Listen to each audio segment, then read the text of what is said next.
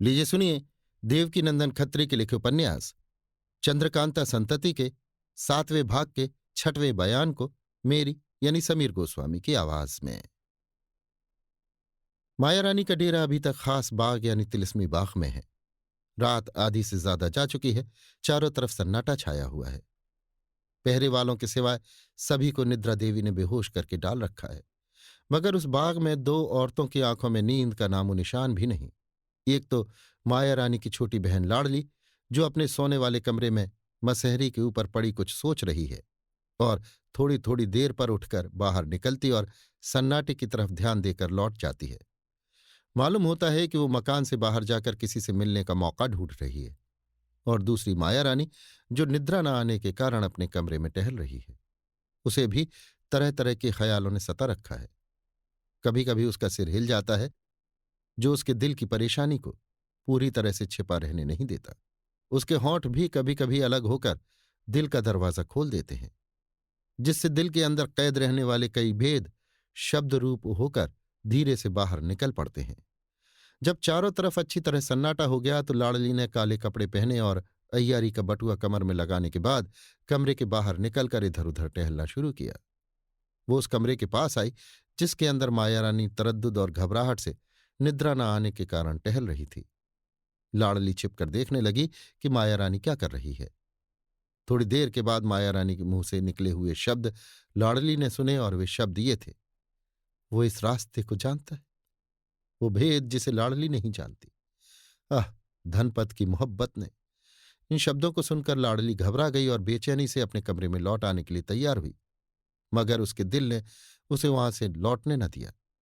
इच्छा हुई कि मायारानी के मुंह से और भी कोई शब्द निकले तो सुने, परंतु इसके बाद मायारानी कुछ ज्यादा बेचैन मालूम हुई और अपनी मसहरी पर जाकर लेट रही। आधी घड़ी से ज्यादा न बीती थी कि मायारानी की सांस ने लाडली को उसके सो जाने की खबर दी और लाडली वहां से लौटकर बाग में टहलने लगी। फिर घूमती फिरती और अपने को पेड़ की आड़ में बचाती हुई वो बाग के पिछले कोने में पहुंची, जहां एक छोटा सा मगर मजबूत बुर्ज बना था। इसके अंदर जाने के लिए छोटा सा लोहे का दरवाजा था, जिसे उसने धीरे से खोला और अंदर जाने के बाद फिर बंद कर लिया। भीतर बिल्कुल अंधेरा था। बटुए में से सामान निकालकर मोमबत्ती जलाई और उस कोठरी की हालत अच्छी तरह देखने लगी। ये बुर्ज वाली कोठरी वर्षों से ही बंद थी और इस सबब से इसके अंदर मकड़ों ने अच्छी तरह अपना घर बना लिया था। मगर लाडली ने इस कोठरी की गंदी हालत पर कुछ ध्यान न दिया। इस कोठरी की जमीन चौखूंठे पत्थरों से बनी हुई थी और छत में छोटे छोटे 2-3 सुराख थे, जिनमें से आसमान में जड़े हुए तारे दिखाई दे रहे थे। पहले तो लाडली इस विचार में पड़ी कि बहुत दिनों से बंद रहने के कारण इस कोठरी की हवा खराब होकर जहरीली हो गई होगी, शायद किसी तरह का नुकसान पहुंचे। मगर छत के सुराखों को देख निश्चिंत हो गई और मोमबत्ती एक किनारे जमाकर जमीन पर बैठ गई। आधी घड़ी तक सोच विचार में पड़ी रही। इसके बाद हल्की आवाज के साथ कोने की तरफ जमीन का एक चौखूठा पत्थर किवाड़ के पल्ले की तरह खुलकर अलग हो गया और नीचे से अपनी असली सूरत में कमलिनी निकलकर लाडली के सामने खड़ी हो गई। कमलिनी को देखते ही लाडली उठ खड़ी हुई और बड़ी मोहब्बत से उसके साथ लिपट कर रोने लगी तथा कमलिनी की आंखें भी आंसू की बूंदें गिराने लगी। कुछ देर बाद दोनों अलग हुई और जमीन पर बैठकर बातचीत करने लगी। लाडली, मेरी प्यारी बहन, इस समय मेरी खुशी का अंदाजा कोई भी नहीं कर सकता। मुझे तो इस बात का बड़ा ही रंज था कि तुमने मुझे अपने दिल से भुला दिया, जिसकी आशा कदापि न थी। मगर आज शाम को तुम्हारे हाथ की लिखी हुई उस चिट्ठी ने मुझ में जान डाल दी, जो तेज सिंह के हाथ मुझ तक पहुंचाई गई थी। कमलिनी, नहीं नहीं, अभी तक मैं तुझे उतना ही प्यार करती हूं जितना यहां रहने पर करती थी, परंतु इस समय आशा कम थी कि मेरे लिखे अनुसार यहां आकर तू मुझसे मिलेगी, क्योंकि बड़ी बहन माया रानी मेरी जान की ग्राहक हो रही है और तू पूरी तरह उसके कब्जे में है। लाडली, मेरी प्यारी बहन, चाहे माया रानी का दिल तुम्हारी दुश्मनी से भरा हुआ क्यों न हो, मगर मेरा दिल तुम्हारी मोहब्बत से किसी तरह खाली नहीं हो सकता। तुम्हारी चिट्ठी पाते ही मैं बेचैन हो गई और हजारों आफतों की तरफ ध्यान न देकर बेखटके यहां चली आई। क्या अब भी तुम्हें? कमलिनी, हाँ हाँ, मुझे विश्वास है और मैं खूब जानती हूं कि अगर तेरे दिल में मेरी मोहब्बत न होती तो तू मेरे लिखने पर एकाएक यहां न आती। लाडली, मुझे इस बात की शिकायत करने का मौका आज मिला कि तुमने इस घर को तिलांजलि देते समय अपने इरादे से मुझे बेखबर रखा। कमलिनी, तो क्या मेरा इरादा जानने पर तू मेरा साथ देती? लाडली, जरूर साथ देती। हाय, यहां रहकर जैसी तकलीफ में दिन काट रही हूं वो मेरा ही जी जान रहा है। ऐसे ऐसे भयानक काम मुझसे लिए जाते हैं जिसे मैं मुख्तसर में कह नहीं सकती। लाचार होकर और झक मारकर सब कुछ करना पड़ता है, क्योंकि इस बात को मैं अच्छी तरह जानती हूं कि माया रानी के गुस्से में पड़कर मैं अपनी जान भारतवर्ष के किसी घने जंगल में छिपकर भी नहीं बचा सकती। कमलिनी, इसका सबब यही है कि तू तिलिस्मी हाल से बिल्कुल बेखबर और भोली है, बल्कि वास्तव में राम भोली है। लाडली चौंक कर, क्या तुम जानती हो कि मैं राम भोली बनने पर लाचार हो गई थी? कमलिनी, मुझे अच्छी तरह मालूम है। अभी तक नानक मेरे साथ रहकर मेरा काम कर रहा है। लाडली, हाय, जब वो तुम्हारे साथ है तो जरूर एक दिन सामना होगा। उस समय शर्म से मेरी आंखें ऊंची न होंगी। उस बेचारे के साथ मैंने बड़ी बुराई की। कमलिनी, लेकिन मैं खूब जानती हूं कि इसमें तेरा कोई कसूर नहीं। खैर, इस बात को जाने दे। मुझे तेरी मोहब्बत यहां तक खींच लाई है। मैं इस समय ये पूछने आई हूं कि अब तेरा क्या इरादा है, क्योंकि इस तिलिस्म की उम्र अब तमाम हो गई और माया रानी अपने बुरे कर्मों का फल भोगा ही चाहती है। लाडली हाथ जोड़कर, मैं यही चाहती हूं कि तुम मुझे अपने साथ रखो, जिसमें माया रानी का मुंह देखना नसीब न हो। मैं जानती हूं कि ये तिलिस्म अब टूटा ही चाहता है, क्योंकि इधर थोड़े दिनों से बड़ी बड़ी अद्भुत बातें देखने में आ रही हैं, जिनसे खुद माया रानी की अक्ल चक्कर में है। मगर शक है तो इतना ही कि तिलिस्म तोड़ने वाले कुंवर इंद्रजीत सिंह और आनंद सिंह इस समय माया रानी के कैदी हो रहे हैं, और कल उन लोगों का सिर जरूर काटा जाएगा। कमलिनी, ये बात मुझे भी मालूम है, मगर सवेरा होने के पहले ही मैं उन दोनों को छुड़ा कर ले जाऊंगी। लाडली, यदि ऐसा हो तो क्या बात है। वे दोनों कैसे नेक और खूबसूरत हैं। जिस समय मैंने आनंद सिंह को देखा, इतना कह लाडली चुप हो रही। उसकी आंखें नीची हो गईं और उसके गालों पर शर्म की सुर्खी दौड़ गई। कमलिनी समझ गई कि ये आनंद सिंह को चाहती है। कमलिनी, मगर उन दोनों को छुड़ाने के लिए कुछ तुमसे भी मदद चाहती हूं। लाडली, तुम्हारी आज्ञा मानने के लिए मैं हर तरह से तैयार हूं। कमलिनी, तू बस कैद खाने की ताली मुझे ला दे, जिसमें दोनों कुमार कैद हैं। लाडली, मैं उद्योग कर सकती हूं, मगर वो तो हरदम माया रानी की कमर में रहती है। कमलिनी, उसके लेने की सहज तरकीब मैं बताती हूं। लाडली, क्या? कमलिनी, कमर से तिलिस्मी खंजर निकाल और दिखाकर, ये तिलिस्म की सौगात है। हाथ में लेकर जब इसका कब्जा दबाया जाएगा तो बिजली की सी चमक पैदा होगी, जिसके सामने किसी की आंख खुली नहीं रह सकती। इसके अतिरिक्त इसमें और भी दो गुण हैं। एक तो ये कि जिसके बदन से ये लगा दिया जाए, उसके बदन में बिजली दौड़ जाती है और वो तुरंत बेहोश होकर जमीन पर गिर पड़ता है। और दूसरे ये हर एक चीज को काट डालने की ताकत रखता है।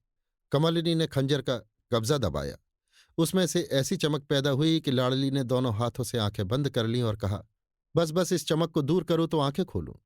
कमलिनी कब्जा ढीला करके, लो चमक बंद हो गई, आंखें खोलो। लाडली आंखें खोलकर, मेरे हाथ में दो तो मैं भी कब्जा दबा कर देखूं। मगर नहीं, तुम तो कह चुकी हो कि ये जिसके बदन से छुआया जाएगा वो बेहोश हो जाएगा। तो मैं इसे कैसे ले सकती हूं और तुम पर इसका असर क्यों नहीं होता? हम ऊपर लिखाए हैं कि कमलिनी की कमर में दो तिलिस्मी खंजर थे और उनके जोड़ की दो अंगूठियां भी उसकी उंगलियों में थीं। उसने एक अंगूठी लाडली की उंगली में पहनाकर उसका गुण अच्छी तरह समझा दिया और कह दिया कि जिसके हाथ में ये अंगूठी रहेगी केवल वही इस खंजर को अपने पास रख सकेगा। लाडली, जब ऐसी चीज तुम्हारे पास है तो वो ताली तुम स्वयं उससे ले सकती हो। कमलिनी, हाँ, मैं ये काम खुद भी कर सकती हूं, मगर ताज्जुब नहीं कि माया रानी के कमरे तक जाते मुझे कोई देख ले और गुल करे तो मुश्किल होगी। यद्यपि मेरा कोई कुछ कर नहीं सकता और मैं इस खंजर की बदौलत सैकड़ों को मार कर निकल सकती हूं, मगर जहां तक बिना खून खराबा किए काम निकल जाए तो उत्तम ही है। लाडली, हाँ ठीक है, तो अब विलंब न करना चाहिए। कमलनी, तो फिर जा, मैं इसी जगह बैठी तेरी राह देखूंगी। खंजर के जोड़ की अंगूठी हाथ में पहनने के बाद लाडली ने तिलिस्मी खंजर ले लिया और बुर्ज का दरवाजा खोल यहां से रवाना हुई। कमलिनी को आधे घंटे से ज्यादा राह न देखनी पड़ी। इसके भीतर ही ताली लिए हुए लाडलिया पहुंची और अपनी बड़ी बहन के सामने ताली रखकर बोली। इस ताली के लेने में कुछ भी कठिनाई न हुई। मुझे किसी ने भी न देखा। चारों तरफ सन्नाटा छाया हुआ था। माया रानी बेखबर सो रही थी। ताली लेते समय वो जाग न उठे, इससे ये तिलिस्मी खंजर एक दफे उसके बदन से लगा देना पड़ा। बस तुरंत ही उसका बदन कांप उठा, मगर वो आंखें न खोल सकी। मुझे विश्वास हो गया कि वो बेहोश हो गई। बस मैं ताली लेकर चली आई, मगर अब यहां ठहरना उचित नहीं। कमलिनी। हाँ, अब यहां से चलना और उन कैदियों को छुड़ाना चाहिए। लाडली। मगर उन कैदियों को छुड़ाने के लिए तुमको इसी बाग की राह से कैद खाने तक जाना होगा। कमलिनी। नहीं, वहां जाने के लिए दूसरी राह भी है जिसे मैं जानती हूं। लाडली ताज्जुब से कमलिनी का मुंह देख के। जीजाजी यहाँ के बहुत से रास्तों और सुरंगों तथा तहखानों को जानते थे। मालूम होता है तुमने उन्हीं से इसका हाल जाना होगा। कमलिनी। नहीं, यहाँ की बहुत सी बातें किसी दूसरे ही सबब से मुझे मालूम हुई, जिसे सुनकर तू बहुत ही खुश होगी। हाँ, यदि जीजाजी हम लोगों से जुदा न किए जाते तो यहाँ की अजीब बातों के देखने का आनंद मिलता। माया रानी को भी यहाँ के भेद अच्छी तरह मालूम नहीं है। लाडली। जीजाजी हम लोगों से जुदा किए गए, इसका मतलब मैं नहीं समझी। कमलिनी। क्या तू समझती है कि गोपाल सिंह जी यानी माया रानी के पति अपनी मौत से मरे? लाडली कुछ सोचकर। मुझे तो यही विश्वास है कि उन्हें जहर दिया गया। मैंने स्वयं देखा कि मरने पर उनका रंग काला हो गया था और चेहरा ऐसा बिगड़ गया कि मैं पहचान न सकी। हाय, हम दोनों बहनों पर उनकी बड़ी कृपा रहती थी। कमलिनी। उनकी कृपा किस पर नहीं रहती थी? कुछ सोचकर। खैर, आज मैं तुझे इस बाग के चौथे दर्जे में ले चलकर एक तमाशा दिखलाऊंगी। लाडली ताज्जुब से। क्या चौथे दर्जे में तुम जा सकती हो? कमलिनी। हाँ, मैं यहाँ के बहुत से भेदों को जान गई हूं और सब जगह घूम फिर सकती हूं। लाडली। आह, अब तो मैं जरूर चलूंगी।